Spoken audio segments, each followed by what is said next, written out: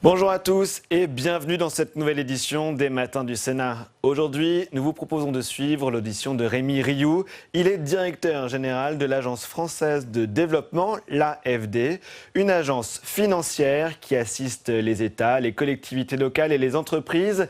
Il a été question au cours de cette audition de développement durable. Cette audition avait lieu la semaine dernière. Sans plus attendre, direction la salle Clémenceau pour suivre cette séance préparée aujourd'hui par Louis Mollier-Sabet et Mathilde Nutarelli. L'AFD, c'est une maison, je crois, très singulière. Puisque le thème de vos auditions, c'est le monde d'après, je crois qu'elle est placée, elle travaille sur 4 fractures ou lignes de faille ou tensions ou réconciliation, espérons-le, c'est le mot que j'emploie moi, qui vont structurer ce fameux monde d'après. Et vous les avez un peu encapsulés dans ce tout petit film. La première tension, évidemment, c'est cesser d'opposer le national et l'international et accueillir les différences, les solutions qui sont en train de naître partout dans le monde. Donc, peut-être les premières... Ah, votre collègue est parti. Donc peut-être juste vous dire, évidemment, l'empreinte internationale assez exceptionnelle de cette maison, hein, qui, vous savez, a été fondée en 1941 par le général de Gaulle. Donc elle est à Dakar depuis 1942. Et elle est maintenant présente et active dans 115 pays dans le monde, à la fois, bien sûr, l'Afrique, toute l'Afrique, partout, et aussi les grands pays émergents. Nous sommes présents en Chine, nous sommes présents au Mexique, nous sommes présents au Brésil, des pays, évidemment, ça peut être matière à débat, mais où les sujets de développement durable, de climat c'est là que va se jouer quand même en partie l'avenir de notre planète. Et tout ce réseau est à l'écoute de ce qui se passe dans les pays et à l'intention, c'est en cela qu'on ne veut pas opposer national et international, bien sûr, de le ramener, ces solutions, de les financer d'abord, de les comprendre et de les ramener pour appuyer nos propres trajectoires. Je crois que je l'avais mis dans ma présentation, c'est quelque chose qui est très vous le savez mieux que moi, mais qui est très présent à l'esprit des Français quand on fait chaque année, vous savez, un sondage sur les Français et le développement durable et le développement. On va bientôt sortir le nouveau. On est toujours sur 3 Français sur 4 qui considèrent que ce qui se passe là-bas a une conséquence directe sur sa vie quotidienne, alors parfois sous l'angle du terrorisme, hein, des problèmes de sécurité, mais de plus en plus sur les questions climatiques, de biodiversité, de développement durable. Vous avez même un Français sur 2 qui a entendu parler des objectifs de développement durable. Donc, on a vu en 2015 ce qui était très différent des précédents objectifs internationaux qui étaient connus par un Français sur 10, peut-être à cause de la COP21, Monsieur le Président. Beaucoup d'entre vous y avez participé. J'ai l'impression, moi, en tout cas les chiffres des sondages semblent le dire, qu'il s'est passé quelque chose à ce moment-là. On est une institution nationale et vous l'avez dit, évidemment notre travail dans nos territoires ultramarins est quelque chose d'absolument essentiel parce que les experts de l'AFD, ils savent ce que c'est qu'un CHU. Ils savent ce que c'est qu'une collectivité locale. Ils les financent comme la Caisse des dépôts ou ils savent ce que c'est qu'une entreprise française. Et donc ils sont à même de faire ces liens entre des modèles, des expériences de développement étrangères partout dans le monde et notre propre expérience de développement. Et on avait exprimé ça en 2016, hein, vous le savez, on m'avait auditionné à plusieurs reprises dans cette assemblée avec cette alliance que nous avons bâtie avec la Caisse des dépôts et consignations, le groupe Caisse des dépôts et consignations et le groupe AFD pour essayer d'exprimer et de créer ces liens entre territoires, entre expériences, puisque je crois que les catégories historique des pays en développement et des pays développés. À l'heure des objectifs de développement durable, ces catégories ont vécu. Évidemment, nous n'avons pas les solutions, nous les cherchons tous. Elles sont en train de naître un peu partout dans le monde. Moi, j'aime beaucoup, mais vous le connaissez sans doute, le graphique où on voit l'indice de développement humain en abscisse et l'empreinte écologique en ordonnée, et où on voit que personne n'a atterri dans la zone où on est tous à peu près avec une bonne santé, une bonne éducation, et où on n'épuise pas les ressources de la planète. Donc tous les pays ont une transition à accomplir. La nôtre est peut-être plus difficile encore que celle de pays plus pauvres, et les solutions sont en train de naître partout. Et je crois que des maisons comme l'AFD, si on est capable évidemment de les passer à la Caisse des dépôts, de les passer au territoire, aux élus, aux entreprises, peut jouer un rôle utile dans notre propre transformation et éviter évidemment, on voit ça dans les sondages aussi, une tentation du repli peut-être, de la protection, alors même que, et c'est le grand paradoxe de la situation actuelle, la crise du Covid-19 a démontré qu'il fallait à la fois des solutions nationales, évidemment, protéger ses concitoyens, mais que la solution globale ne passerait durablement que par la coopération internationale. Donc dans ce monde d'après, voilà, j'espère que l'AFD peut vous apporter des éléments. Il faut absolument réconcilier le national et l'international. La deuxième dimension de ce monde d'après, évidemment, c'est une réconciliation entre l'environnemental et l'économico-social et le social. C'est bien sûr le message des objectifs de développement durable qui est notre mandat à tous depuis 2015 et que nous prenons, nous, à l'AFD, très au sérieux. Il est parfois un peu décrié parce que très vaste, mais nous, on cherche vraiment à, modestement, mais très concrètement, financièrement, à démontrer que c'est la bonne direction. On fait les choses un petit peu à l'envers, à dire vrai, à l'AFD, puisque quand le monde du développement ne faisait quasiment que du social, dans les années 2000, nous, on a pris, alors un petit peu pour des raisons conjoncturelles, parce qu'on n'avait plus ou très très peu de ressources budgétaires et que les secteurs sociaux évidemment appellent des transferts et des subventions. On est parti il y a maintenant 15 ans sur les questions climatiques.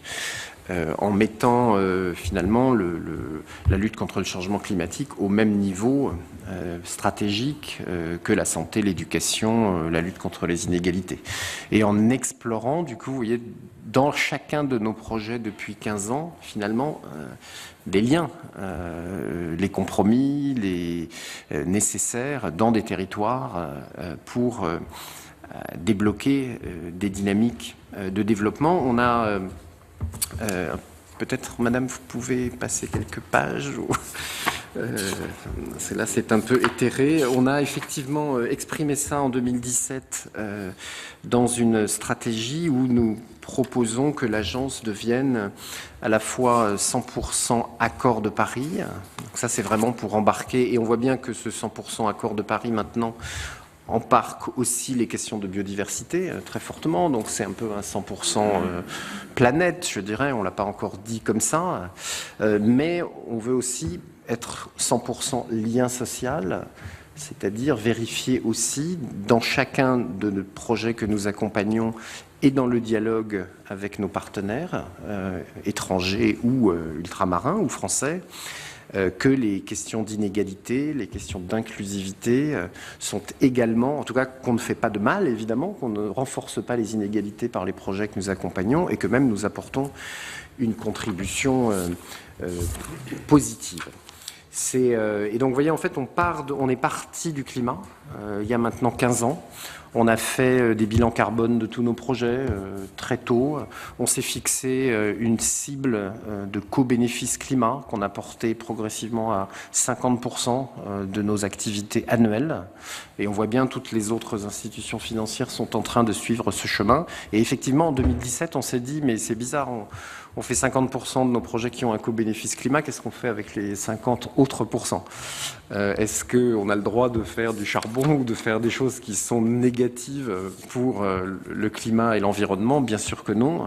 Et donc il faut qu'on vérifie la cohérence d'ensemble de nos activités. Donc on le fait, on a des procédures internes, on a ce qu'on appelle un avis développement durable. Donc c'est une procédure interne à l'AFD où on note chacun des projets qui nous est présenté selon les différentes dimensions du développement durable, en particulier le climat. Et évidemment, les projets qui seraient négatifs ne sont pas accompagnés par l'Agence française de développement, et on cherche à renforcer la contribution positive de chacun des projets que nous finançons. Ça, c'est, je dirais, au niveau du projet. Et les projets, c'est bien sûr la source de notre légitimité. Maintenant, on est dans le processus d'essayer de monter au niveau du dialogue. Et donc, 100% accord de Paris, ça veut dire vérifier que les projets sont positifs. Ça veut dire aussi essayer d'avoir des trajectoires, vous l'avez dit, Monsieur le Président, dans les pays dans lesquels nous intervenons, dans les territoires dans lesquels nous intervenons, qui conduisent à horizon 2030, c'est l'horizon ou 2050. À mon avis, les deux agendas vont fusionner le moment venu avec celui de la neutralité carbone. Des trajectoires de long terme qui sont respectueuses des objectifs internationaux qui ont été finis. Donc nous, on conçoit vraiment les projets non pas comme des preuves, d'une certaine façon, que les transitions sont possibles pour aboutir, arriver, et on a aussi des instruments évidemment d'appui budgétaire, de politique publique dans les pays les plus avancés et qui ont les bonnes politiques publiques d'un point de vue environnemental et social, les amener jusqu'à des sujets sur, je dirais, le jour d'après, c'est-à-dire si on veut que le jour d'aujourd'hui on fasse les bonnes décisions, il faut évidemment que chaque pays au monde, c'est ce qu'on a écrit dans l'accord de Paris, ait une vision de long terme, donc pas exactement le jour d'après, mais plutôt après-demain, en fonction desquels on trouve les bons compromis et on prend les bonnes décisions, en particulier dans cette sortie de crise. Donc ça, c'est le 100% accord de Paris. Peut-être je ne vous détaille pas, mais je suis à votre disposition. On y amène maintenant avec la santé, avec l'éducation, avec aussi, grâce à vous et au budget qui sont votés année après année, des moyens budgétaires accrus qui sont confiés à notre agence, en particulier des moyens en subvention, qui permettent de revenir sur les secteurs sociaux, mais pas pour dire on va faire de la santé à la place du climat, pas du tout. C'est-à-dire comment amener les sujets de lien social par le climat, et je dirais inversement. Et ça, c'est vraiment le message, le mystère aussi un peu, la complexité des objectifs de développement durable, encore une fois, qu'on cherche à mettre en œuvre de façon profonde et incarnée et concrète. Je termine peut-être pour ne pas être trop long, en vous disant que ce monde d'après, il va avoir une autre caractéristique. Et là, je voudrais vous faire un plaidoyer peut-être pour l'importance dans ce monde d'après peut-être des banques publiques de développement. C'est la dernière partie de ma présentation. Si vous pouvez avancer jusqu'à la fin, Madame. Donc vous voyez beaucoup de détails dans ce PowerPoint. Ça, c'est le lien social avancé. Encore. Voilà.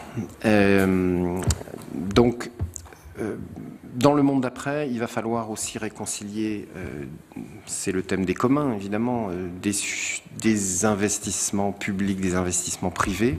Donc, on est en train de passer d'un monde de l'aide publique au développement à un monde où on utilise des capacités budgétaires pour essayer de réorienter les autres flux financiers. Donc à la fois évidemment garder le maximum de ressources pour un effort de solidarité, mais également entrer dans un dialogue des cofinancements, des travaux, des méthodologies avec les autres acteurs, en particulier les acteurs du secteur privé, les investisseurs privés, pour améliorer moins la quantité que la qualité des investissements et les aligner à nouveau sur l'accord de Paris et les objectifs de développement durable.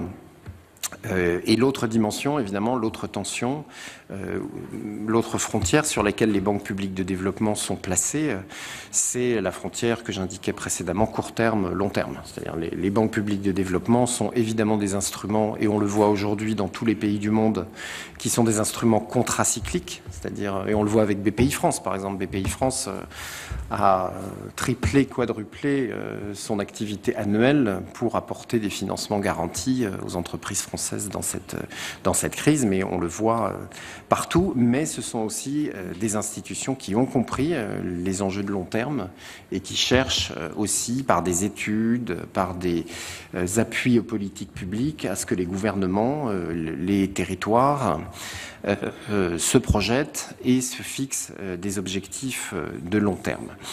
Et moi, outre mes fonctions de directeur général de l'AFD, je préside également un club international qui s'appelle IDFC, International Development Finance Club, qui est le rassemblement de 26 banques publiques de développement. Donc, ce n'est pas tellement des AFD, c'est plutôt des caisses des dépôts.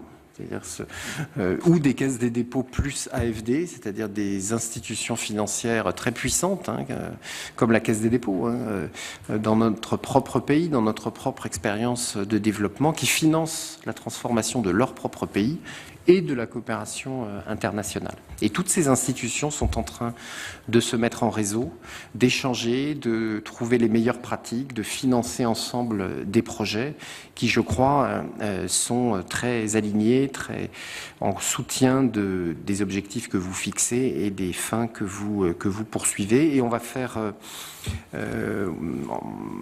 quelque chose de plus cette année.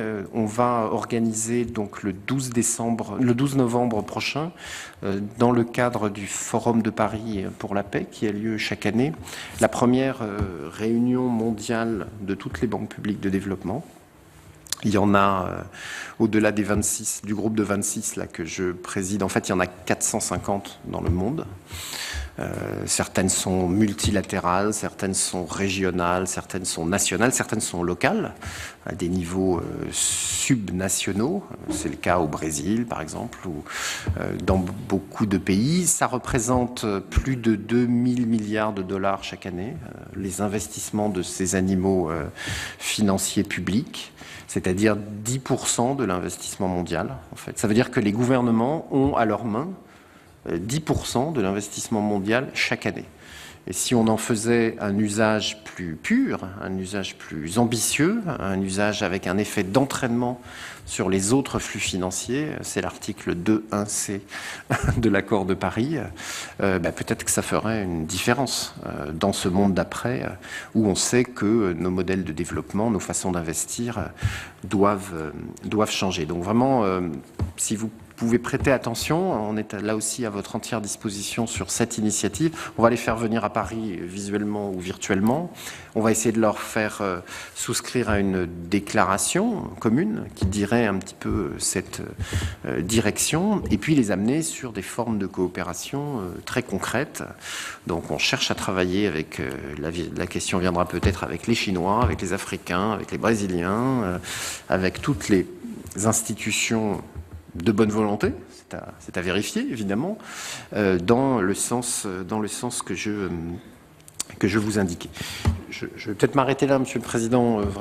C'était vraiment trop court et trop allusif, mais il est en train de se passer. Alors, une loi sur le développement, la solidarité internationale doit bientôt être présentée par le gouvernement et Jean-Yves Le Drian devant les deux assemblées. Ces questions vont revenir par les lois de finances, évidemment, parce que si on pense qu'il ne faut pas opposer le national et l'international, moi je plaiderais pour qu'on ait une capacité d'action internationale significative, suffisante, pour être perçue. Et on sait qu'on a vécu une décennie où ces moyens ont été très fortement réduits. Donc le gouvernement, je l'espère, reviendra vers vous avec la question des fonds propres de l'AFD, la question des subventions. Là, donc je ne rentre pas dans ce détail, mais comprenez bien que c'est au service, je crois, des objectifs que vous poursuivez et de cet agenda du développement durable qui est en train de prendre, je crois, très fortement. En tout cas, c'est le capteur AFD peut vous en apporter les témoignages. Bien, merci beaucoup, Monsieur le Directeur Général. Effectivement, on a beaucoup de demandes d'intervention et de questions. Donc, je vais tout de suite donner la parole à Monsieur Chevrollier. Merci, Monsieur le Président, Monsieur le Directeur de l'AFD. C'est toujours un plaisir de vous recevoir. Vous représentez une très belle institution qui est une fierté pour la France. Vous l'avez rappelé, elle est créée par le général de Gaulle. Et puis 2020, c'est un peu une année de Gaulle. Mais c'est un très bel outil d'influence française avec une présence dans plus de 115 pays et en Afrique particulièrement. Alors je suis au sein de la commission en référent des questions de biodiversité, eau et biodiversité. On a fait un certain nombre d'auditions et des préconisations. Parmi celles-ci, on a mis en avant qu'il fallait lutter davantage contre le commerce illicite d'espèces protégées, à considérer que ça devait être renforcé, notamment avec le trafic de viande de brousse. C'est le 4e trafic mondial. Quelles sont les actions qui sont menées par l'AFD dans ce domaine-là? Également, un autre axe que nous avons identifié, c'est la lutte contre la déforestation aussi importée par les actes d'achat de nos compatriotes. Est-ce que vous pouvez nous en parler sur ce que fait l'AFD dans ce domaine? Puisqu'on a bien vu que cette crise sanitaire était une alerte sur les conséquences des activités humaines sur la biodiversité et que les plans de relance devaient être orientés vers la biodiversité. Donc, vous nous annoncez cette réunion des banques d'investissement en fin d'année, qui représentent effectivement 10% de l'investissement public.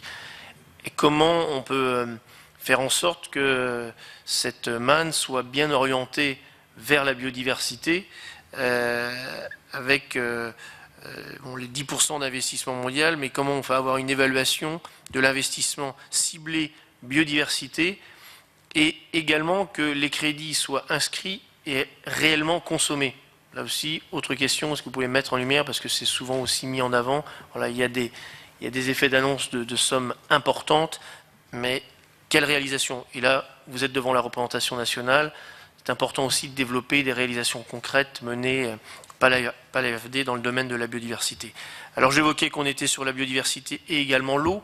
Vous venez de lancer une initiative aussi en direction des Outre-mer, et il nous a été rapporté les difficultés dans le domaine de l'eau dans les Outre-mer. Est-ce que dans le cadre de cette initiative, de ce plan où vous allez mettre 1 milliard de dotation, vous allez agir dans la question de l'eau dans nos territoires d'outre-mer? Je vous remercie.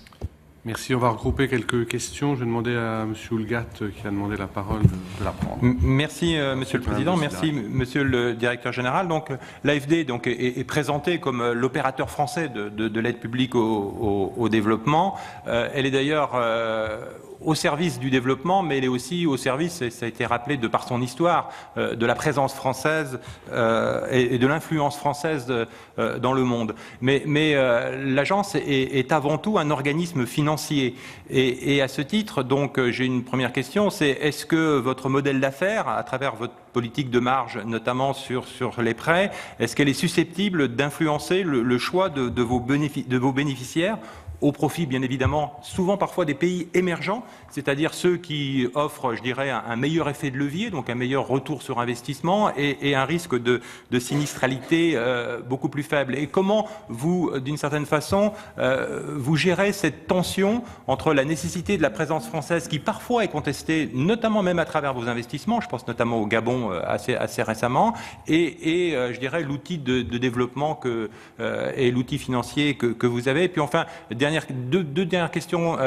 On parle beaucoup de développement durable, mais quelles sont les relations avec, vous n'avez pas de ministère de tutelle avec le ministère de l'Environnement, donc est-ce que c'est quelque chose qui fait défaut dans votre gouvernance?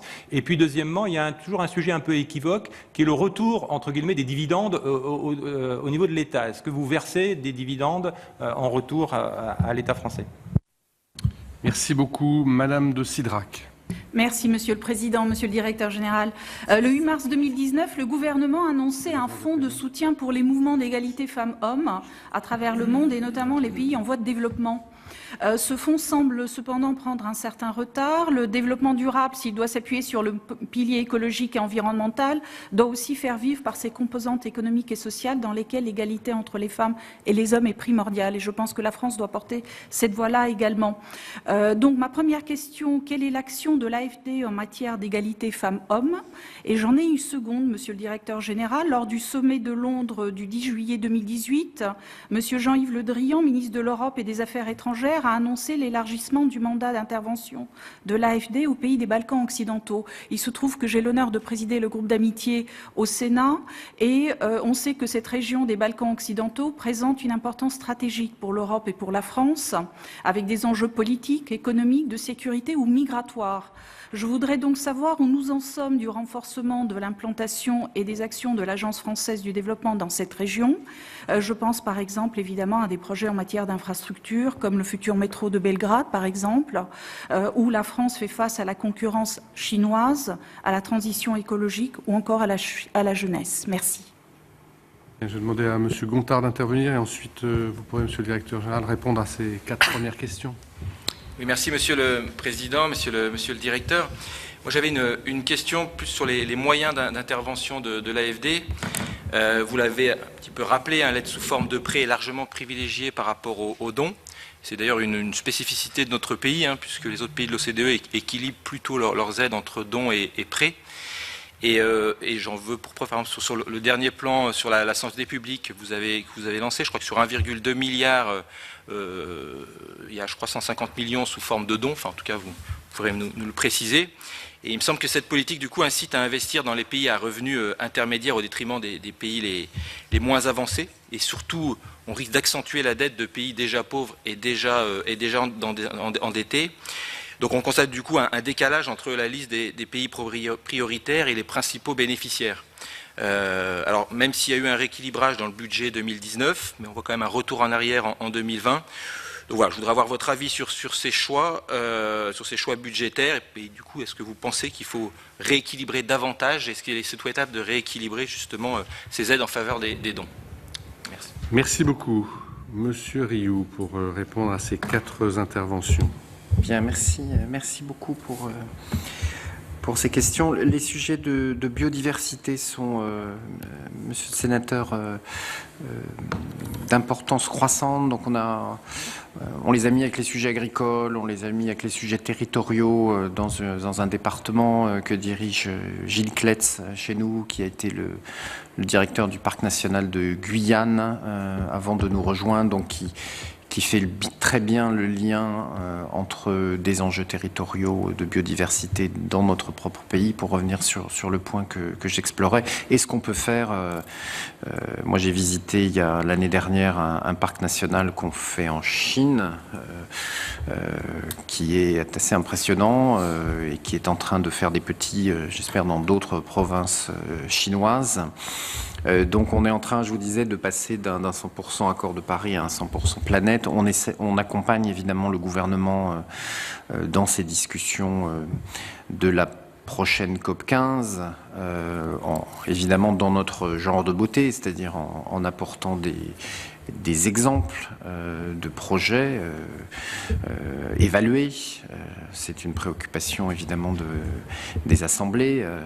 On tient à votre disposition de nombreuses évaluations sur ces sujets-là, mais qui peuvent avoir un effet sur l'ambition, la négociation internationale et l'intégration finalement des sujets de biodiversité au même niveau que les sujets climatiques. On a même proposé, et c'est un engagement que l'agence a pris, d'articuler ses financements pour la biodiversité avec ses financements pour le climat, jusque dans nos méthodologies. Je pense que c'est plus intéressant, et on voit le débat est en train de prendre sur ce sujet-là, de ne pas opposer finance climat, co-bénéfice climat, et finance biodiversité, co-bénéfice biodiversité, avec des cibles, des méthodologies qui seraient différentes. Et donc nous, ce qu'on a proposé, c'est que 30% de nos financements climat soient fondés sur la nature. On est aujourd'hui à 15%, donc c'est un objectif assez ambitieux. Ça suppose de doubler en fait nos financements biodiversité, de passer à quasiment entre 1,5 et 2 milliards. À horizon 2025, c'est ça l'objectif qu'on a fixé, mais de le faire dans le mouvement, encore une fois, du climat.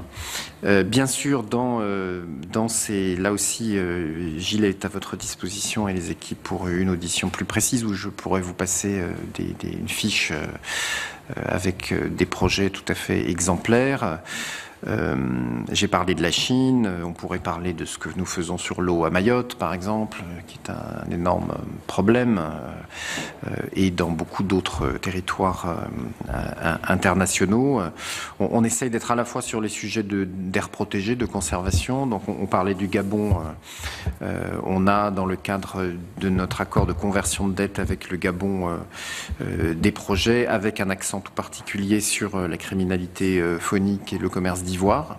Donc là, on a sur la lutte anti-barconnage, sur la politique publique gabonaise, sur la connaissance des populations d'éléphants, sur un exemple de politique. À vous d'apprécier si ça fonctionne ou pas, mais en tout cas, on peut venir vous le présenter pour 10 millions d'euros d'investissement. Donc on continue et on fait depuis longtemps ces sujets d'air protégé, de conservation, mais on cherche aussi à passer, c'est mon passage investissement de développement durable, aussi maintenant à déforestation, chaîne de valeur, essayer d'entraîner, de parler avec des acteurs, notamment du secteur privé, pour qu'ils adoptent des engagements internationaux et qui respectent ces objectifs au-delà de la seule préservation-conservation. Monsieur Houlgate, s'agissant de... Il y avait plusieurs questions sur, évidemment, notre nature financière. Moi, j'ai coutume de dire il faut essayer de ne pas faire la politique de ces instruments, mais d'avoir les instruments de la politique que vous définissez. Donc oui, historiquement, et je pense pendant une dizaine d'années, l'agence a souffert de montants de crédits budgétaires insuffisants.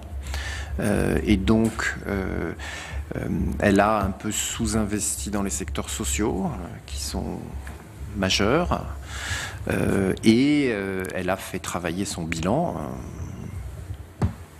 D'ailleurs, ça diversifie nos risques, ça renforce la robustesse de notre modèle financier, et je crois, et prêt à vous le démontrer, que c'est utile, en tout cas dans le dialogue avec les grands émergents, par des projets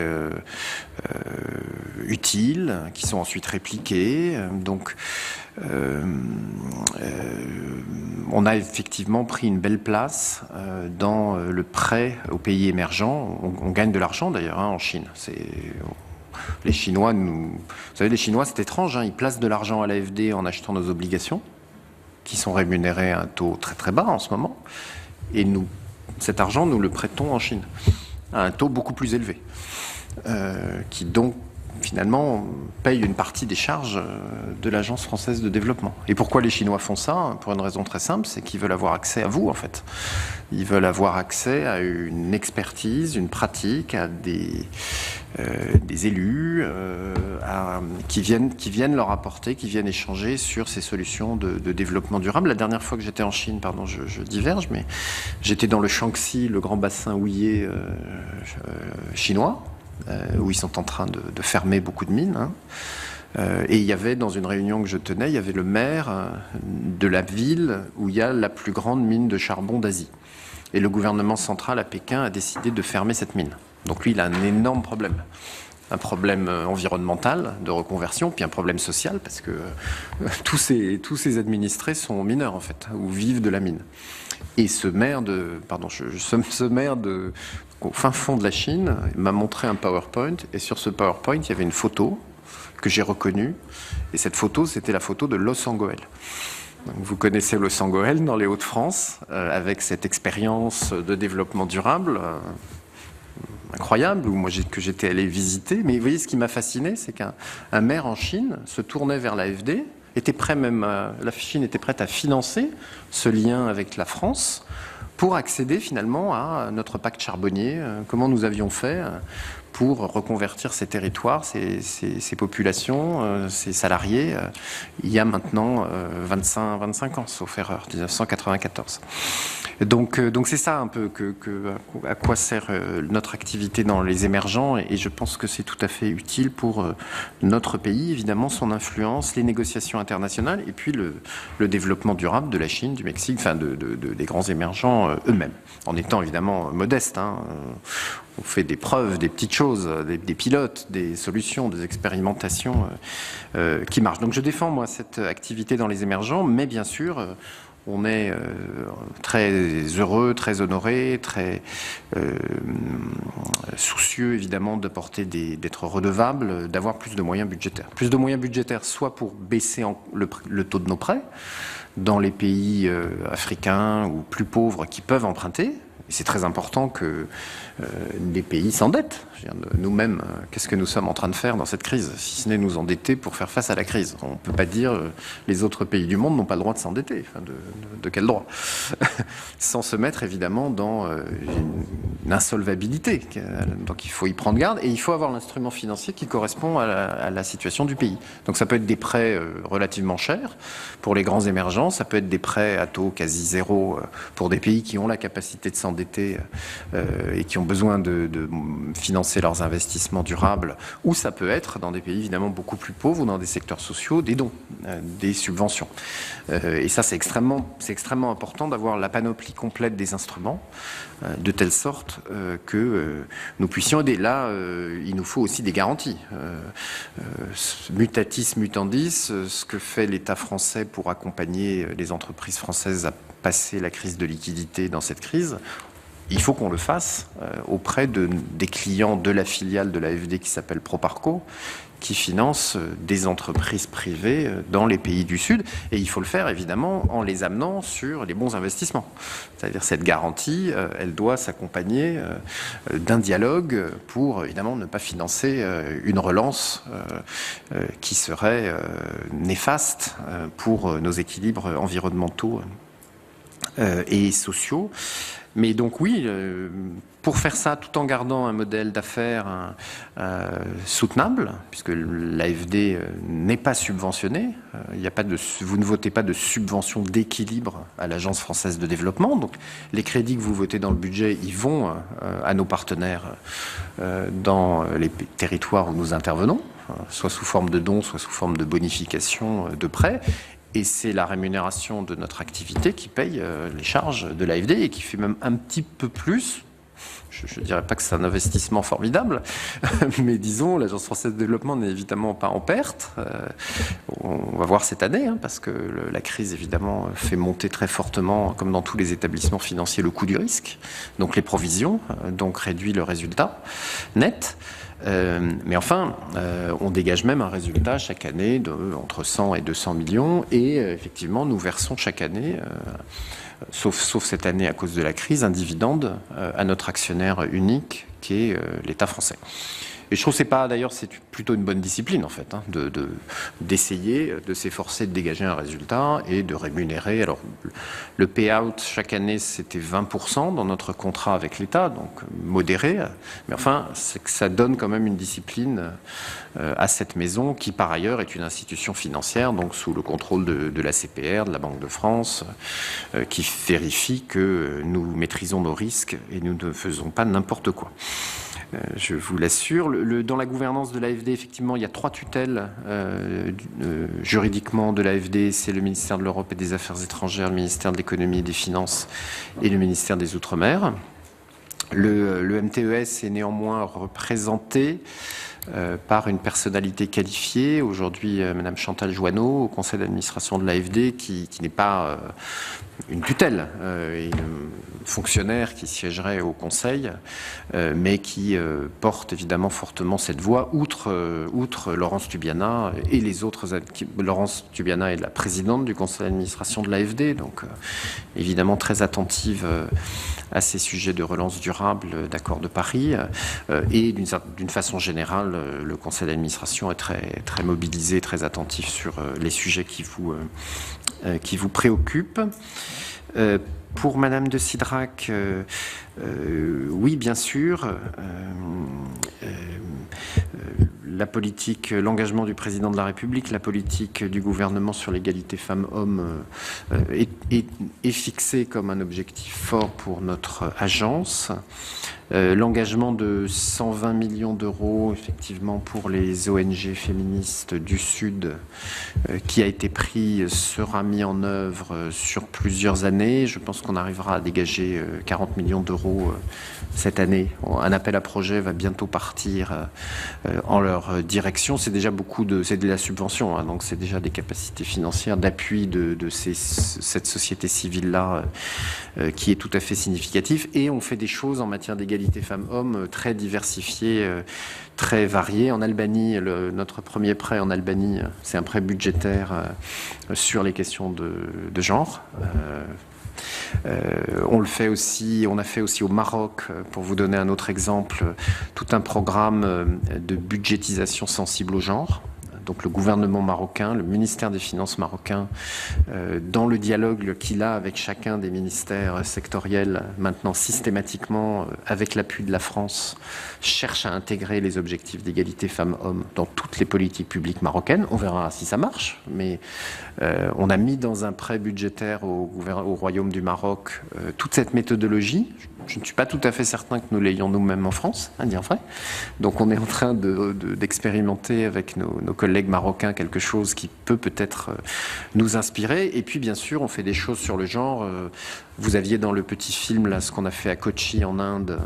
Donc là, c'est vraiment de l'infrastructure de transport puisqu'on a financé un métro aérien dans cette grande ville indienne avec des exigences en matière d'égalité. Donc il y a des conducteurs de train femmes.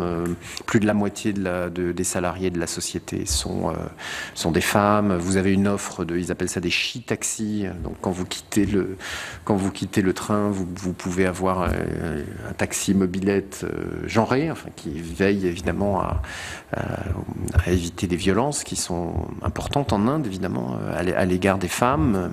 Il y a des règles aussi dans les voitures pour ça. Donc ça aussi, c'est une expérience très intéressante. Un autre exemple, puis je m'arrête là, cette fois du côté du secteur financier, dans les banques publiques de développement. On a un partenaire très intéressant qui s'appelle le TSKB, qui est une banque de développement turque, où les sujets de genre sont aussi un défi, hein, bien sûr. Et là, donc on a fait une ligne de crédit à cette banque turque pour les PME turques qu'on ne peut débloquer, à laquelle on ne peut accéder que si l'entreprise a mis en place une politique en faveur de la parité crédible, vérifiée par la banque, comme condition finalement du financement octroyé. Donc vous voyez, c'est un exemple du financement budgétaire, du financement projet d'infrastructure, de la ligne de crédit à une banque publique, de ce qu'on peut faire sur un sujet aussi majeur que l'égalité femmes-hommes. Oui, Monsieur Gontard, effectivement, le programme Santé en commun. Donc, vous voyez, l'AFD a atteint, on a à peu près doublé de taille là, hein, avec votre confiance depuis 5 ans. Donc, on a terminé l'année. Moi, j'ai pris la maison, elle faisait 7-8 milliards d'euros de financement par an. L'année dernière, on a engagé tous nos crédits, Monsieur Chevrelier.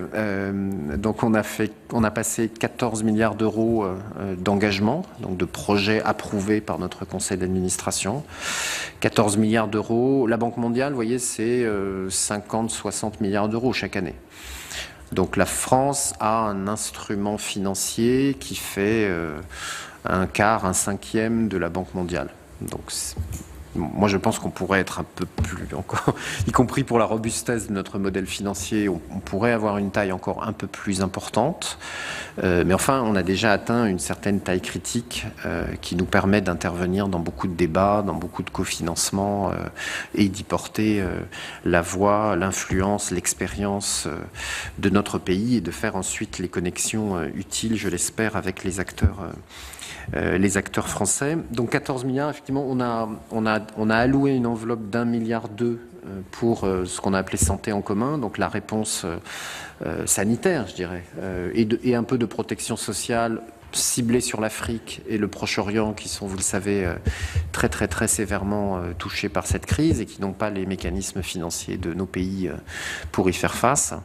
Mais on n'a pas mis tous nos œufs quand même dans la réponse sanitaire. Et je pense que c'était sage parce que, à dire vrai, pour l'instant, la crise en Afrique, l'Afrique est loin d'être au pic de l'épidémie, mais elle est d'abord économique et sociale. Et donc il faut absolument, et elle est toujours environnementale. Donc il faut qu'on garde des capacités financières autres. On ne va pas tout arrêter pour ne faire plus que de la santé. En revanche, il faut qu'on soit évidemment dans la réponse internationale dans ces domaines sanitaires et dans un certain nombre de pays, on va faire des dons, mais il y a aussi des pays où on peut appuyer des politiques publiques de santé face au Covid-19 avec des prêts. Donc là aussi, en étant très précautionneux, bien sûr, de ne pas mettre ces pays à nouveau dans une crise de surendettement, évidemment. Donc ça, notre ministère des Finances y veille et on bascule vers d'autres instruments si c'est nécessaire. Voilà, peut-être je m'arrête là. Puis je pourrais vous donner, peut-être je pourrais vous envoyer une fiche sur notre activité dans les Balkans. Beaucoup de questions, donc très rapidement. Oui, très rapidement. En Métro fait, de vous m'avez Belgrade, répondu notamment. sur le volet égalité femmes-hommes et pas sur celui des Balkans occidentaux, c'est-à-dire précisément, puisque ce qui m'intéresse beaucoup, c'est ce qui se passe aujourd'hui, Serbie, Kosovo, etc. Donc voilà, est-ce que vous pouvez nous en dire un petit mot rapide ? Ça, ce sera une fiche. Alors, je vais vous envoyer une fiche avec là, un état précis des projets. On regarde bien sûr le métro de Belgrade avec d'autres. Nos ambassadeurs dans cette zone pourtant si proche et si stratégique, vous le savez, Madame la Sénatrice, n'avaient pas d'instruments. Là où nos collègues allemands sont présents, les banques européennes, enfin il y a beaucoup d'acteurs quand même dans les Balkans, même si ce sont de petits marchés, et les enjeux de développement sont très importants. Donc là, on est présent, on va commencer des financements d'infrastructures, des sujets budgétaires. Donc et on a mis quelqu'un, on a une équipe à Belgrade qui couvre maintenant ce mandat pour l'ensemble des Balkans. Donc une fiche sera adressée à Mme Absolument. Desilac. Monsieur Dantec doit être en ligne. Bonjour. Bonjour, Monsieur le Président. Bonjour, Messieurs les Présidents, chers collègues. Deux questions, puisque c'est une audition qui se veut d'abord une audition prospective. La première concernant l'Europe. Alors, évidemment, il est difficile d'avoir une vision claire de ce que seront les relations géopolitiques et géostratégiques dans quelques mois, mais on sent quand même potentiellement une volonté de réaffirmation de l'Europe. Et donc, ma question, c'est est-ce que les banques de développement françaises, allemandes et autres en lien avec la politique de développement européenne pourraient demain être aussi un outil plus utilisé par l'Europe, y compris dans sa réaffirmation géopolitique? Certes, c'est une question qui mériterait plusieurs colloques, mais je pense que c'est important qu'on essaye aussi de voir si demain, le modèle même de l'action des banques de développement, au-delà de l'intégration des enjeux climat et biodiversité, qu'évidemment je partage, pourrait être différent dans le cadre d'une stratégie européenne mondiale différente. L'autre question est liée au tourisme et notamment au tourisme en Afrique. Le tourisme est un secteur extrêmement important aujourd'hui du développement de beaucoup de pays, notamment africains. C'est le cas bien sûr pour le Maroc. C'est le cas pour l'Afrique australe, notamment le tourisme de biodiversité. Actuellement, juste un chiffre, c'est 12 milliards de pertes liées à la crise Covid pour l'industrie du safari. 12 milliards, c'est des ordres de grandeur de l'ordre de la capacité d'intervention de l'AFD.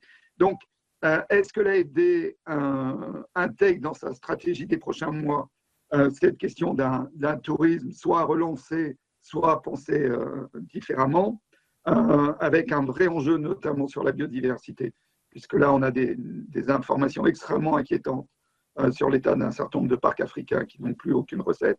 Et derrière ça, peut-être pour finir, une question plus précise, dans les recettes de l'AFD, il y a le Fonds de solidarité pour le développement, environ 200 millions d'euros, qui est financé par ce qu'on appelle la taxe Chirac sur les billets d'avion. Est-ce que cette recette est menacée? Et derrière, un certain nombre de projets de l'AFD qui étaient liés aux compensations et notamment aux compensations aériennes sont elles aussi aujourd'hui remises en cause. Merci, Monsieur Dantec. Madame Filleul, puis Monsieur Merci, Huré. Monsieur le Président, Monsieur le Directeur. Mes préoccupations vont à la santé. En effet, sur les 5 nouvelles maladies humaines qui apparaissent chaque année en moyenne, 3 sont d'origine animale. Avec la crise du Covid, on a vu comment la santé humaine pouvait, bon an, mal an, trouver des moyens de traiter, de soigner, mais elle ne permet pas de prévenir et d'anticiper le risque épidémique. Il semble qu'il faille mieux tenir compte de l'interdépendance entre la santé animale, la santé humaine et la santé des écosystèmes. Cette conception de la santé avance depuis les années 2000 avec l'apparition des premiers virus H1N1, etc.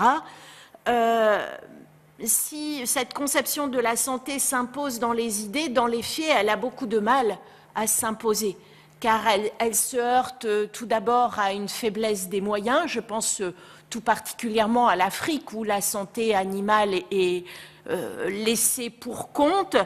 Elle s'oppose aussi à une conception assez universelle d'un fonctionnement en tuyau d'orgue. On a assez peu l'habitude, même en France, de travailler de manière transversale, et la prévention impose de travailler de manière transversale. Et puis, elle s'oppose aussi à des réticences toujours à mettre en œuvre des politiques de prévention qui, politiquement, ont du mal à être quantifiées. Et donc, on le voit d'ailleurs en France avec la disparition quasi de la santé au travail et de la santé scolaire. Alors, je voulais savoir, Monsieur le Directeur, si je suis convaincue, enfin, si je pense que vous êtes convaincu de l'intérêt d'une telle médecine globale, je voulais savoir concrètement comment vous intégrez cette préoccupation dans les politiques de santé que vous pouvez mener, et comment vous essayez très concrètement et très pragmatiquement de mettre en œuvre des critères pour les aides que vous accordez aux différents pays du monde. Voilà, merci. Merci, Madame Filleul. Monsieur Huré. Oui, merci, Monsieur le Président, pour l'organisation de cette rencontre. Elle était nécessaire, attendue. Monsieur le Directeur Général, merci d'avoir répondu présent à notre demande. Petit clin d'œil, je suis un ancien sénateur et avant, ici, cette commission, c'était aussi la commission du développement économique. Je me demande si on n'a pas eu tort de la séparer, tellement on voit aujourd'hui comment les choses sont imbriquées. Voilà, c'est une parenthèse. On le voit bien, quand vous vous exprimez, quand on vous lit, et on en a la conviction ici, le développement durable, c'est une gestion responsable, je crois que ce sont vos mots, raisonnée, efficace des ressources. Alors, on constate quand même que dans le domaine de l'aide, on sait qu'elle a de plus forts impacts quand elle est gérée localement, dans le cadre, bien sûr, d'un partenariat équitable fondé sur les principes humanitaires, évidemment. Tout le monde s'accorde pour le reconnaître, que ce soit l'ONU, que ce soit la Commission européenne. L'écosystème humanitaire, je dirais, c'est que ce changement de paradigme vertical et transversal est nécessaire, et pourtant, c'est difficile à changer. Une petite question. J'ai lu quelque part qu'il y avait 40 millions d'annoncés pour les ONG du Sud. Très concrètement, est-ce que ça passera par l'intermédiaire des ONG du Nord? Voilà, c'est juste une petite aparté. Le système a peine à changer et on voit que le montant de l'aide arrivant réellement dans les territoires concernés est toujours faible. La participation des acteurs locaux est souvent citée, et on le voit sur des projets plus petits, la grande efficacité, parce qu'elle se double d'une formation des bénéficiaires sur place de ces programmes. Mais finalement, ils sont, ces acteurs locaux, assez faiblement sollicités par nos ONG internationales. Alors, Monsieur le Directeur Général, quelle est la vision française de la localisation, qu'elle soit en direction des acteurs locaux, de la société civile, comme des autorités locales ou régionales, vous l'avez dit aussi, c'est important. Pour se transformer, le secteur a besoin de champions. Et on voit, compte tenu du rôle de l'AFD, de sa force de frappe, je crois que l'AFD pourrait être ce champion. J'en ai même la conviction. Je voudrais aussi, profitant de votre présence, vous interroger pour...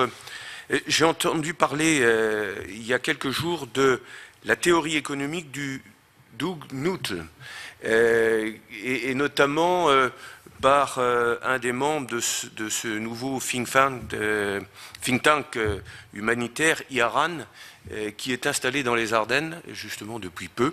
Et j'étais très interpellé et très intéressé. Je voulais savoir, vous, quelle est votre vision et votre réflexion par rapport à ça.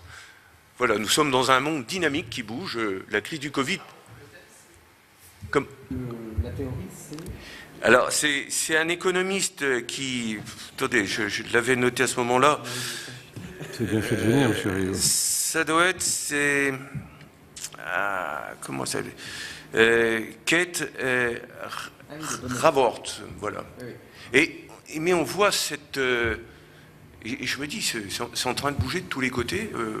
Bon, vraiment, Monsieur le Président, on est vraiment en phase avec notre temps ici. Et quand vous avez pris l'initiative d'organiser toutes ces auditions sur le monde d'après, on est vraiment dedans, quoi. Ça bouge partout. Moi, je reste plein d'espoir. Merci. Merci, monsieur. On va prendre encore une question. Monsieur Marchand, qui doit être en ligne. Monsieur Marchand, est-il là? Oui, je suis là, Monsieur le Président. Bonjour, Monsieur Marchand. Bonjour, Monsieur le Directeur Général. Bonjour et merci pour effectivement tous les propos fort intéressants que vous avez tenus. Vous l'avez dit, le référentiel ODD est de plus en plus partagé. Je pense qu'on peut s'en féliciter, mais le financement de cet agenda 2030 suppose de veiller à ce que les investissements ne soient pas en contradiction avec les objectifs environnementaux et sociaux, tels que le climat et la biodiversité, mais aussi les inégalités et la sécurité alimentaire. Or, on sait qu'une part importante des flux financiers, tant dans le secteur public que dans le secteur privé, n'est pas toujours alignée, ni même compatible avec les ODD. C'est une étude de 2019 de l'OCDE qui démontrait que, effectivement, les investissements tant publics que privés continuaient de favoriser avant tout des investissements liés aux combustibles fossiles.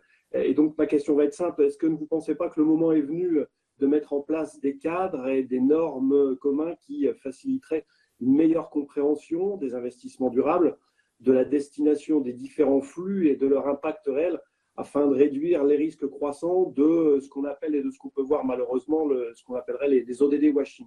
Merci. Merci. Monsieur le Directeur Général, donc, pour répondre aux interventions de Monsieur Dantec, Madame Filleul, Monsieur Huret et Monsieur Marchand. Oui, moi je crois beaucoup que l'Europe a, pour répondre au sénateur Ronan Dantec, est à un moment très particulier.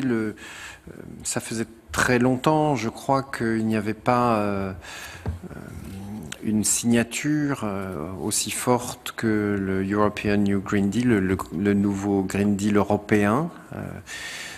Moi, je me souviens de ces dernières années où finalement n'existait au plan international finalement que les routes de la soie, hein, comme vous voyez, comme vision, comme projet. Et d'ailleurs, on se positionnait un peu par rapport aux routes de la soie. On disait des routes de la soie vertes, ou on disait de la connectivité. Donc, mais d'une certaine façon, quand vous faites ça, vous réagissez. Et là, je trouve qu'il y a quelque chose de très intéressant qui est en train de se passer à Bruxelles, qui est quand même l'affirmation d'une identité, d'un plan d'investissement. Et c'est pas facile, évidemment, encore une fois, dans le jour d'après, hein, quand on est face à la crise très profonde qui est là. Et donc là, il y a quelque chose qui a retenu l'attention, je crois, qui a retenu l'attention du monde. Et moi, je me souviens, quand j'ai commencé ma carrière, sur ces sujets africains, notamment, il y a une vingtaine d'années, la construction européenne, c'était quelque chose de puissant. Et dans un moment où les constructions régionales, les intégrations régionales en Afrique fonctionnent pas si mal, dans un moment où on se repose quand même des questions de chaîne de valeur, de relocalisation, de monde multipolaire, je trouve qu'il y a que l'expérience européenne, avec ses forces, ses faiblesses, qui à un moment là, évidemment, rendu possible ou difficile, je ne sais pas, par la confrontation entre la Chine et les États-Unis, mais qui peut, si elle s'exprime aussi par de la solidarité, si taxe carbone aux frontières, oui, sans doute, mais prenons garde à ce qu'elle ne soit pas perçue par nos partenaires africains comme une fermeture. Donc elle doit s'accompagner évidemment d'investissements dans des économies africaines qui les relient, qui ne les séparent pas de l'Europe. Et c'est là que ce que des instruments comme le nôtre, mais d'autres instruments européens puissants existent, la BEI, la BERD, nos amis allemands de la KfW, enfin il existe beaucoup nos collègues de SIDA en Suède. Il y a un bel effort. Là. Je rappelle que la moitié de l'aide publique au développement du monde est européenne. Quand vous additionnez ce que fait la Commission et les États membres, vous êtes à 75 milliards de dollars chaque année. Donc qui le sait, voilà. Donc ça... c'est extrêmement important d'avoir un projet européen incarné, visible, dynamique, ambitieux, qui a un volet international et de développement, de solidarité, d'investissement, de développement durable puissant. Et moi, je ne sais pas si vous avez peut-être pas prêté attention, mais moi, je suis très fier et intéressé. Au tout début de cette crise Covid-19, on a parlé avec la Commission européenne, donc la direction générale DEFCO, qui fait le développement. Il y a eu des réunions des directeurs généraux du développement de tous les États membres avec la Commission. Ça, c'était fin mars, au moment même où quand même les discussions en Europe même sur la réponse à la crise étaient encore loin d'être consensuelles. On a trouvé très vite un consensus entre acteurs de développement. Et je crois, ça devait être le 3 ou le 4 avril, il y a eu une communication de la Commission qui a annoncé 20 milliards d'euros de volume financier mobilisé pour répondre à la crise Covid-19. Et pour la première fois, qui additionnait les moyens de la Commission et les moyens, donc le 1,2 milliard du programme français que nous portions, et dans les 20 milliards européens. Et vous verrez, il y a le petit hashtag, la Team Europe, qui est né à ce moment-là, qu'on fait vivre là, pour qu'il y ait quand même une identité de l'action de l'ensemble des institutions européennes qui forment de plus en plus, là aussi c'est très intéressant, un système d'institutions de développement avec la Commission évidemment au centre, avec la BEI, avec la BERD, Banque européenne, et avec les institutions de chacun des États membres.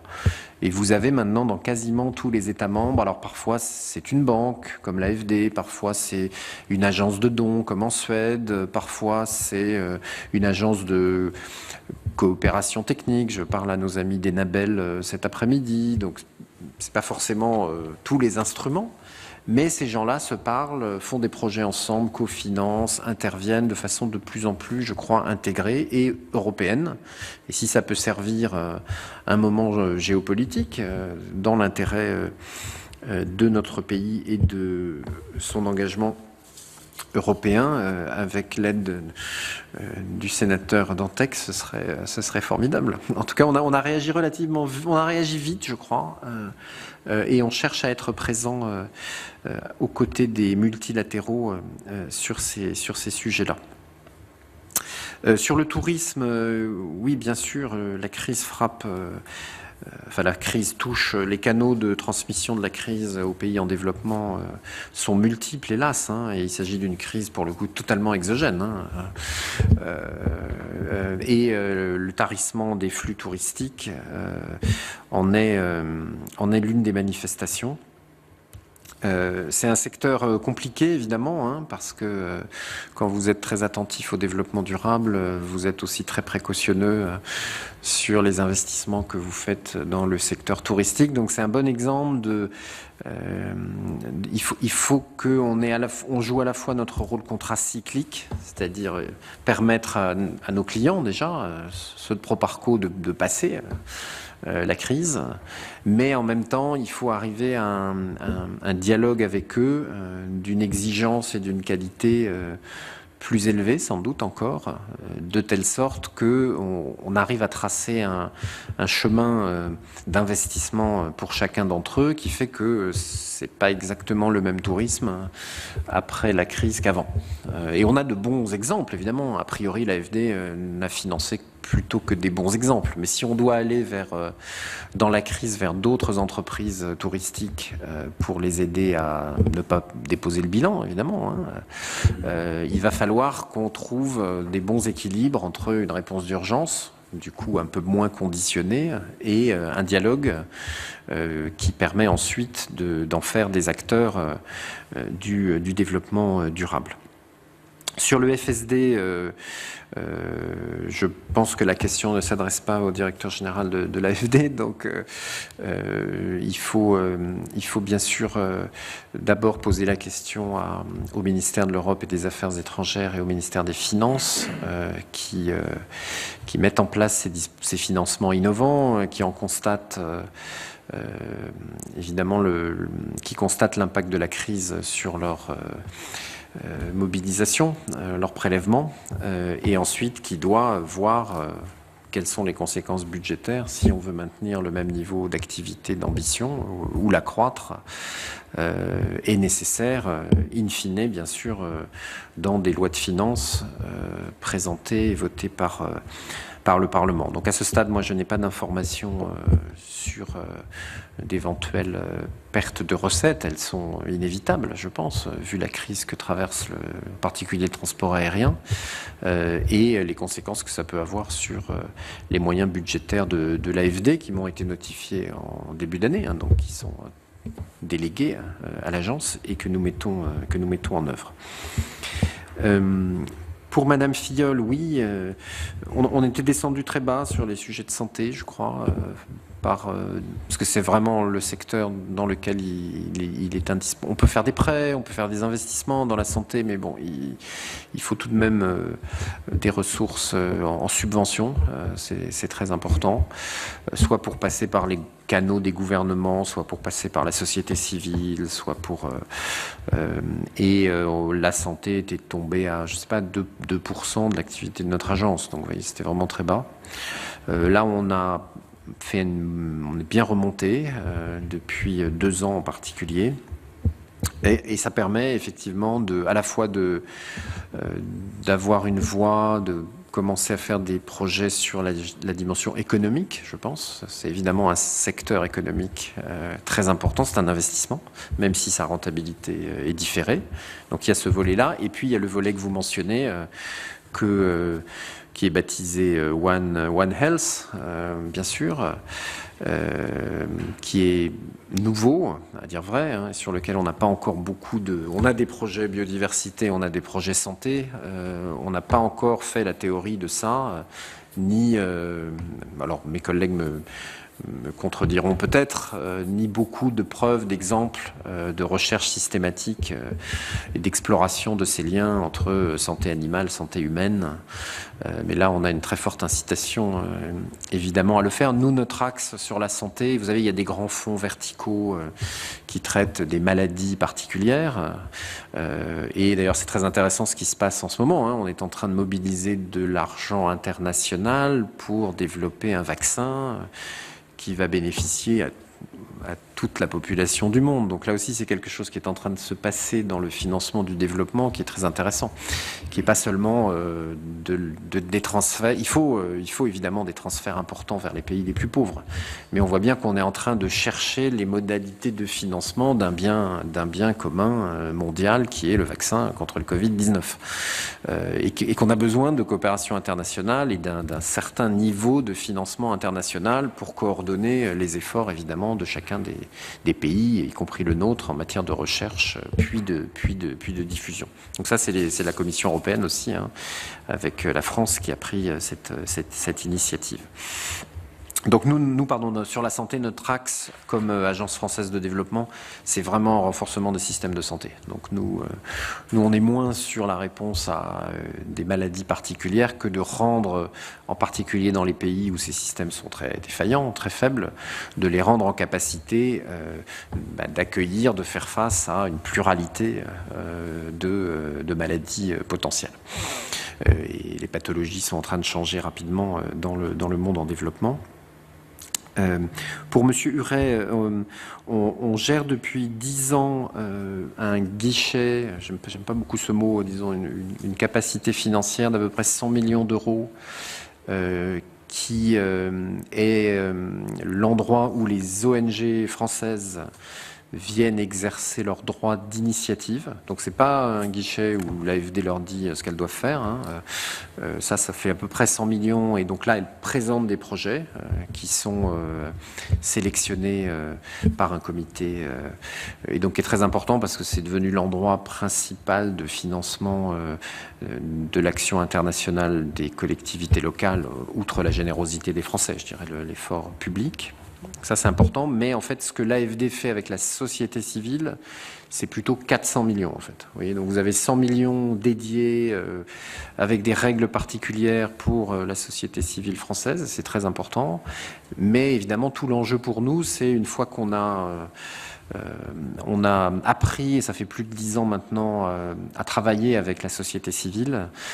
On les emmène après dans les autres projets financés par l'Agence française de développement. Donc on le fait de façon très... Dans le Sahel en particulier, c'est extrêmement important. Et on le fait dans ce cas-là, pas uniquement avec la société civile française. On le fait avec les ONG. Dans le Sahel...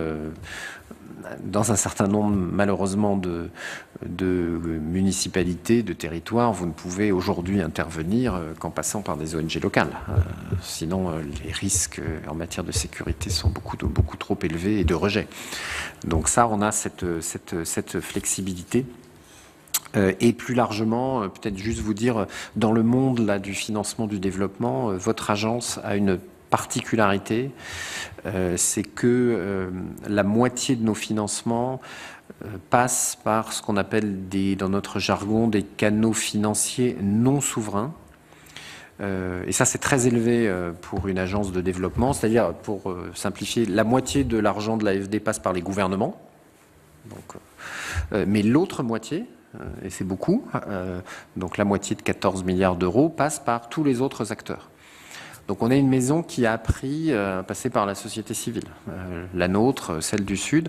On a une maison, ça vous intéressera évidemment particulièrement ici au Sénat, on est quasiment une des seules, la Banque mondiale ne sait pas le faire, on est une des seules agences de développement qui s'est prêtée à des collectivités locales du Sud.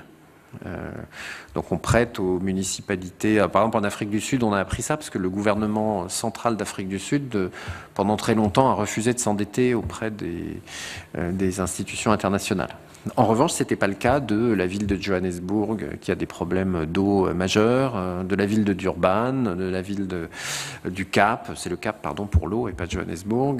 Et donc là, on a noué, et on le cherche à le faire de façon très systématique, donc d'apporter des dons ou des prêts même, donc de prendre du risque direct, sans la garantie de l'État central, sur des collectivités locales du Sud. Ce qu'on a fait à Medellín aussi, en Colombie. Enfin, il y a beaucoup d'exemples très intéressants. Et on sait bien qu'une grande partie des investissements dans les infrastructures vont se faire non pas par les gouvernements centraux, mais par les collectivités locales dans tous les pays du monde, et qu'il faut arriver à atteindre ces contreparties-là pour que, là aussi, elles fassent les investissements les plus durables possibles.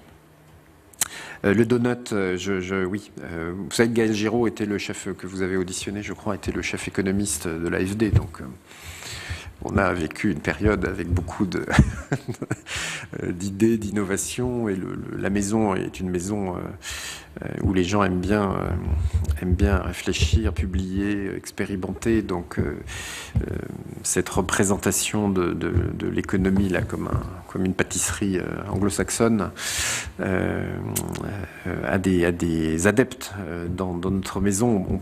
On peut, vous verrez sur le site de l'AFD, il y a beaucoup de ressources de recherche qu'on a mis en place et qu'on rend public. On a d'ailleurs mis en place toute une grande offre de MOOC pendant le confinement qui est maintenant à disposition.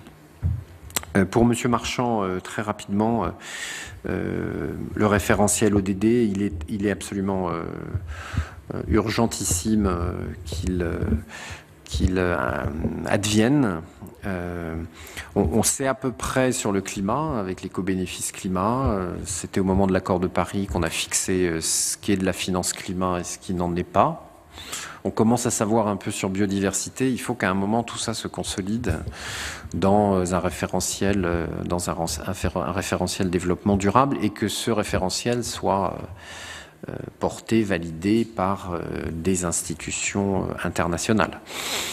Et qu'il ait un effet d'entraînement non seulement sur l'AFD, ça c'est très bien, mais enfin c'est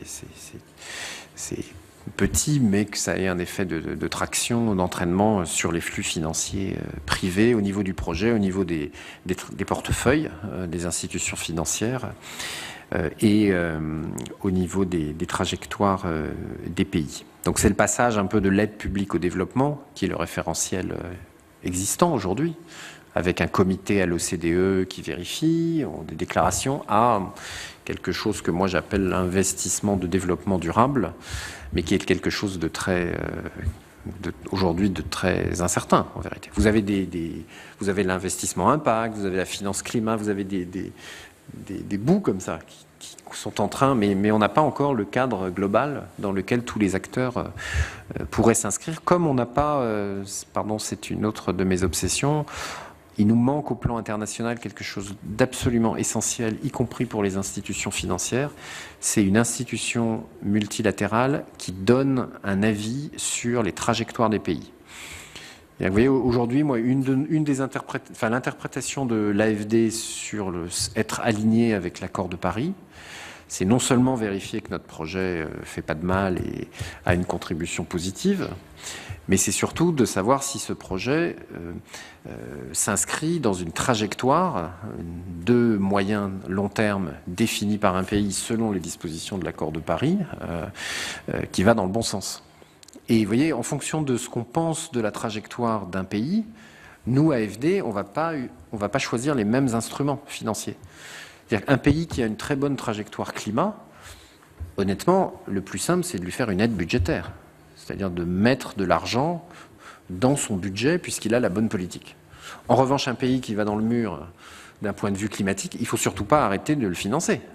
En revanche, il faut basculer sur de l'aide projet très précise et faire, je ne sais pas, des centrales photovoltaïques, des parcs nationaux, des choses très exemplaires pour essayer de le convaincre qu'il devrait changer sa politique et faire de meilleurs investissements. Voyez. Mais aujourd'hui, honnêtement, alors on le fait nous en interne à l'AFD, mais personne ne dit si la France, la Colombie, le Burkina Faso, la Chine a une bonne politique climat et encore moins une bonne politique de développement durable. Vous n'avez aucune publication. Vous en avez toute la journée sur les finances publiques, la macroéconomie. Ça s'appelle le Fonds monétaire international d'ailleurs. Et nous, on en tire les conclusions immédiates sur la façon dont on intervient. Mais on ne l'a pas sur le développement durable et je pense que cette capacité doit naître quelque part, où vous voulez, au plan international, pour guider ensuite l'ensemble des acteurs financiers. Voilà, pardon, c'était pour répondre à Monsieur Marchand. Plusieurs questions, je dirais, de nature un peu géopolitique, enfin géopolitique du développement, je dirais.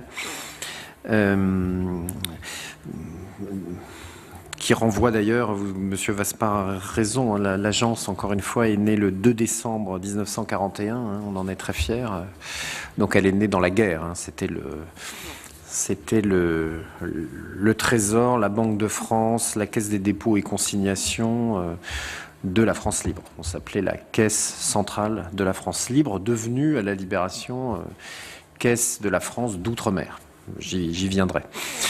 Puis Outre-mer devenu indépendant, et c'est pour cette raison d'ailleurs qu'on est présent, on est un peu la Caisse des dépôts de l'outre-mer. En fait, on est présent, ça c'est la raison historique, et donc on est né quand même d'une guerre. Et je sais que ça a suscité un débat, mais ce que nous vivons aujourd'hui ressemble par certains aspects à une guerre, si on entend par une guerre la destruction du capital. Capital physique, mais surtout capital financier, capital humain. Et c'est bien ça, on parle de 5 points de PIB de la Banque mondiale, dit de perte de richesse sur l'année 2020, dont 7 dans les pays développés. Donc c'est quelque chose qui n'est pas arrivé depuis 1870, disait une autre guerre. Donc ça, c'est quelque chose qui est très présent et qui nous oblige et qui suppose évidemment de jouer son rôle souverain dans un jeu d'acteurs tendu, évidemment, au plan international. Et donc, je crois que l'Europe, encore une fois, je l'ai dit tout à l'heure, et je ne parle là que des sujets que je connais, c'est-à-dire des sujets de financement du développement, l'Europe a, encore une fois, la moitié de la capacité mondiale de financement du développement. Et elle a en son sein des institutions financières publiques qui peuvent faire travailler leur bilan, faire plus, pour peu évidemment qu'elles convainquent les responsables politiques dans chacun de nos pays et au plan européen que c'est l'intérêt de l'Europe de continuer à coopérer ou de coopérer avec plus d'ambition encore dans la situation dans laquelle nous nous trouvons. D'ailleurs, effectivement, les autres ensembles géopolitiques ne s'y trompent pas. Les États-Unis d'Amérique sont le premier pourvoyeur d'aide publique au développement, avec 30 milliards de dollars. Ça n'a pas beaucoup baissé depuis l'arrivée du président Trump. Même si l'OMS, il y a beaucoup de... Et même, pour vous donner une illustration, pour la première fois depuis l'époque Kennedy, les Américains ont voté une loi il y a 2 ans maintenant, le BUILD Act, qui a réformé leur système de financement du développement. Ils ont même créé une nouvelle institution financière qui s'appelle USDFC, qui est pour appuyer le secteur privé en particulier dans les autres pays, institution à laquelle le président Trump vient de donner un nouveau mandat qu'ils appellent, vous savez, le reshoring, c'est-à-dire financer la réinstallation au sein des États-Unis d'Amérique ou dans des pays voisins, pas trop loin, de capacités industrielles qui avaient été éloignées, je dirais, des Amériques. Donc c'est intéressant, vous voyez, c'est une institution financière qui fait du financement international et à laquelle on confie un mandat, alors je ne sais pas s'il est très développement durable, j'en suis pas absolument certain, mais un mandat dans son propre pays. Et vous savez que les États-Unis d'Amérique, c'est pas vraiment le pays où il y a des banques publiques, ça c'est plutôt quelque chose qui est en Europe continentale, et en Asie, et dans le reste du monde. Donc ce que je veux dire, c'est qu'il se passe dans ce monde du financement du développement des choses très nouvelles en fait. Et plusieurs d'entre vous, évidemment, même si ça s'est un peu calmé ces 2 dernières années, on sait bien l'ambition, les volumes, l'effet de richesse qu'a connu la Chine et la façon dont elle l'a utilisé pour son influence, pour son économie, pour bâtir un système un peu alternatif, et cette grande vision des routes de la soie qu'elle a projetée sur le monde et qui a un très grand attrait, évidemment, et elle a beaucoup financé en Afrique et dans beaucoup de pays, au moment peut-être où nous financions beaucoup moins aussi. Donc elle a occupé une place que d'autres avaient laissée. Et donc évidemment la relation à ces grands ensembles et la relation à la Chine est une très très grande question qui évidemment a de très nombreuses dimensions. Moi j'interprète mon mandat comme moi je suis celui qui coopère dans la réponse avec la Chine.